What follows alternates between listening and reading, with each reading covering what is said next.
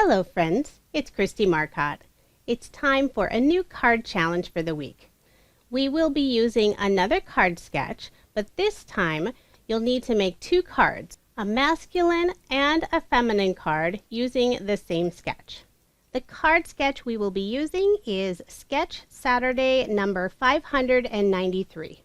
You can find this sketch on my coordinating blog posts along with my social media pages, and I have the links for all of those in the description box below. For my first card, I'm using some paper from Queen & Company. This is their Magical Characters paper collection. So I'm starting off by making my masculine card. I selected 3 different pattern papers from the paper pad, and I'm just layering all of these pieces on some navy blue cardstock. I've kept the busiest paper in the background, and the other 2 designs are a tone-on-tone or muted pattern. So I'm just going to go ahead and put my card front onto a card base.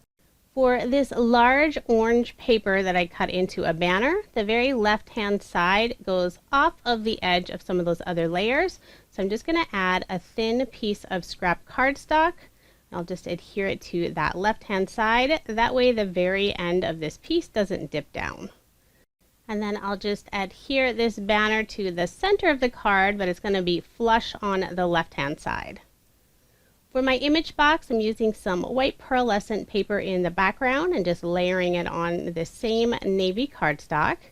And I've already gone ahead and stamped out the sentiment. This is from one of Queen & Company's kits. I believe it's their circle-shaped shaker kit.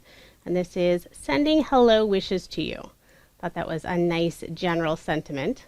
And before I adhere this sentiment banner in place, I'm just going to put that scrap of cardstock on the right-hand side, just where it goes off the edge of that orange and blue paper. Just trying to keep everything nice and even. And I just stamped this out on some of Queen & Company's matte stacks. They sell several different varieties now with just solid color. It's not cardstock, it's still the same thickness and weight as their pattern paper, but it has solid colors that match with their paper collections. For the image on this card, I'm using a die from Queen & Company's Father's Day shaped shaker kit. This is a kit that was released last year, but it is still available. I will provide links in the description box if you are interested. For my challenges, I do try to use product that I already own, so I thought this would be fun to revisit this kit. And since I always pick up the foam and acetate refills, I thought it would be fun to make this a shaker card. Once I attach the foam, I can fill this tie with an assortment of shaker toppings. So I'm just using some blue, yellow, and then also green. I felt like I needed a little more blue, so I just added some more. And then I'm going to remove the backing on the front side of the foam, seal all of those shaker toppings in place with the pre-cut acetate, and then I'll put just a thin layer of liquid glue on the very outside. And then I can attach that die-cut frame. Queen & Company's shaker kits are so easy to use. Always recommend them if you've never tried to make a shaker card before. And then just to finish off the card, I'm using an assortment of Queen & Company bling. They sell so many different kinds, it's usually hard to decide which type to use. But for this one, I have some iridescent bubbles, some pearls, and also some of their jelly gems. And another thing I love to do, and I don't always show, is I put a strip of the leftover cardstock on the inside of the card just for some extra detail. And here is my feminine version of the same sketch.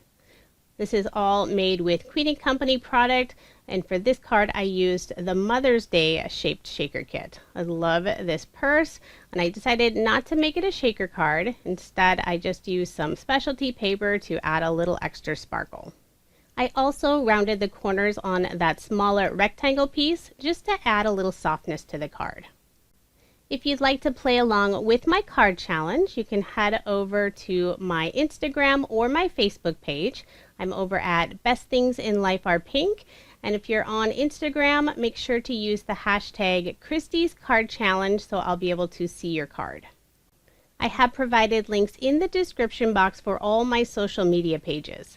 And as always, there is no time frame for my challenges. This is just for fun.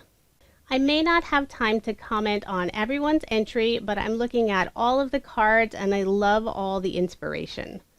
So keep crafting and keep sharing. I know others are really enjoying looking at all the entries as well. Thank you so much for watching, and I hope you have a wonderful day.